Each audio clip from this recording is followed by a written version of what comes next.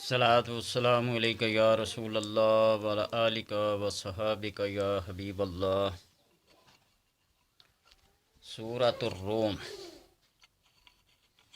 سورہ روم 21ویں پارے میں ہے اور ترتیب کے لحاظ سے 30ویں نمبر پہ ہے۔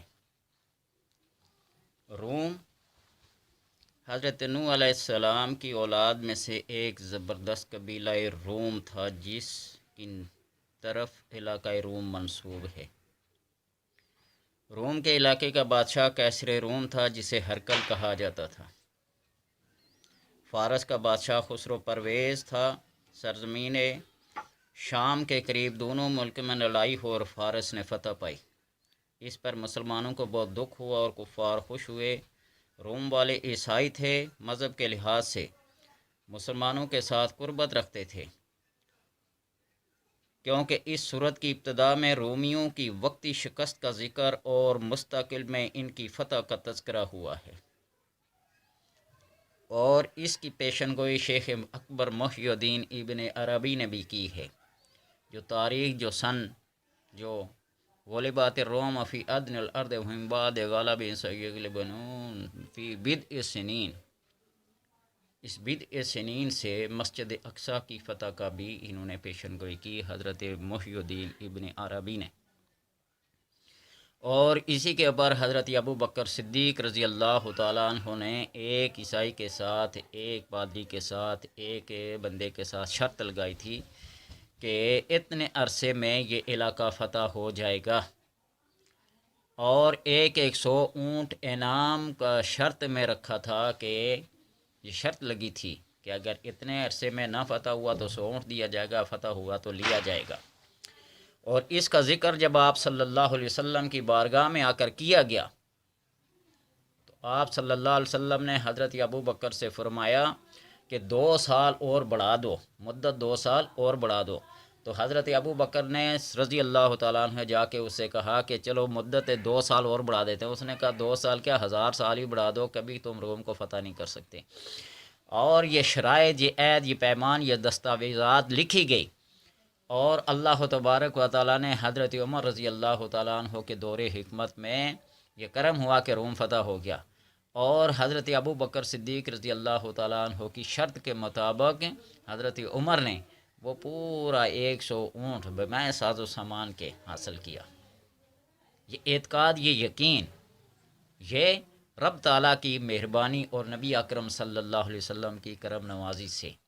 کہتے ہیں نا غیب نہیں جانتے، ہم اس موضوع کو چھیڑتے نہیں ہیں، چھیڑیں تو تاریخ کیا، قرآن، احادیث سینہ بسینہ لوگوں کے برے ہیں اور پر ہوئے ہیں۔ آپ صلی اللہ علیہ وسلم کی عظمت کے گن گاتے ہوئے لوگ اظہار کرتے ہیں۔ بہرحال میں اس کی فضیلت کے بارے میں ابھی بیان کر رہا ہوں، اس کی تاریخی حیثیت کو بیان نہیں کرتا۔ یہ ضمناً بات آگے، اس کا سورت کا روم نام کیوں رکھا، تو اس وجہ سے۔ تو نبی اکرم صلی اللہ علیہ وسلم کا ارشاد عالی شان ہے کہ جو شخص روزانہ سورہ روم پڑھے گا تو زمین و آسمان کے درمیان تسبیح کرنے والے جملہ فرشتوں کی تعداد سے 10 گنا زیادہ اس کے اعمال میں نیکیاں درج کی جائیں گی۔ اور مجھے اچھی طرح یہ یاد ہے کہ 1983 میں 1983 میں جب میں نے دوسرا مسئلہ سنایا، یعنی دوسری دفعہ قرآن پاک سنایا، تو وہاں ایک مسجد تھی اٹک کے گاؤں سالار میں، تو وہاں کے امام مسجد جو تھے وہ ہمیشہ 21ویں 22ویں تاریخ کو، یعنی روزے کو، سورہ روم پڑھوایا کرتے تھے۔ اس کی عظمت اور اس کی فضیلت کو مد نظر رکھتے ہوئے، ایک تو رمضان کا مہینہ، اور دوسرا آپ صلی اللہ علیہ وسلم کے یہ فرمان کہ جو بندہ اس کی تلاوت کرے گا آسمان اور زمین کے درمیان تسبیح کرنے والے فرشتوں کی تعداد سے 10 گنا زیادہ۔ آپ مجھے یہ اندازہ بتائیں کہ جب بارش ہوتی ہے تو ہر بارش کے ایک قطرے کے ساتھ ایک فرشتہ آتا ہے، جو پہلے قطرے کے ساتھ آتا وہ دوسرے قطرے کے ساتھ نہیں،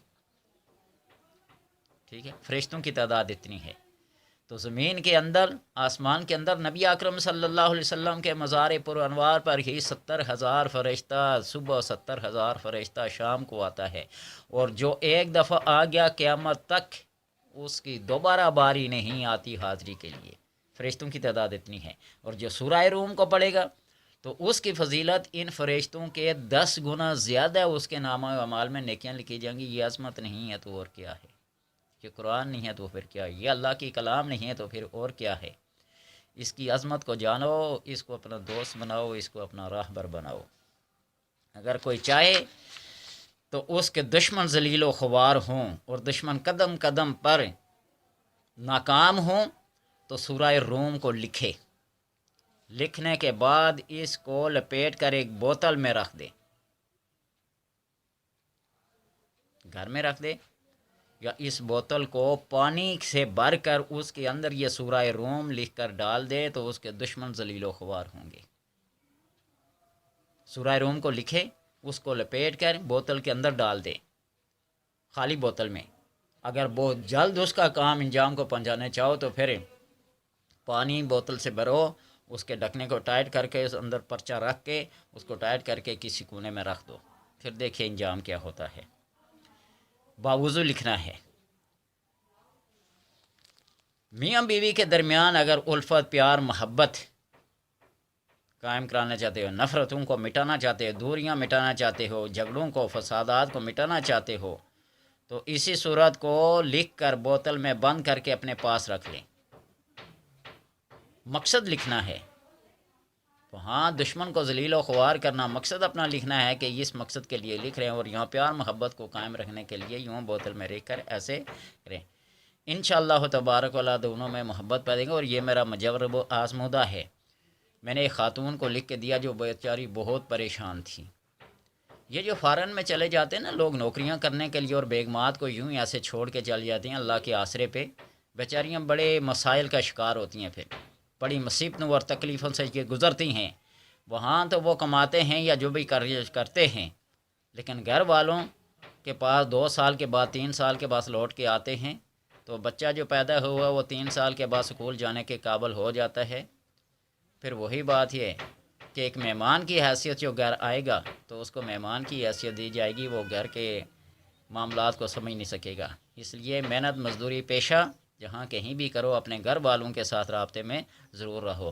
تو اللہ تبارک و تعالی اس کلام کے صدقے، اس قرآن کے صدقے اور اس ماہ رمضان کے صدقے اللہ تبارک و تعالی سب پر اپنا فضل و کرم عطا فرمائے۔